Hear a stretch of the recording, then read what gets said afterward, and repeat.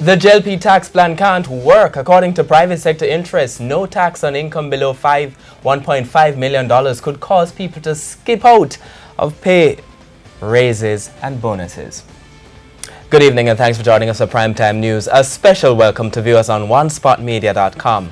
I am Archibald Gordon. And I'm Doreen Samuels. Also this evening, PNP blasts JLP's proposal to let Parliament approve selections to critical posts. JLP optimistic it will benefit from higher voter turnout. West Kingston Commission of Inquiry report could be ready in 2 months. 2 more motorists die in tragic circumstances. Then in the financial week, the government pledges to remain active in domestic market. There's also sports commentary, e-prime and weather in the primetime package. But before the break, the feedback question. Should MPs have written job descriptions? And if yes, what should be included? Share comments online, facebook.com/television Jamaica and tweet at Television Jam.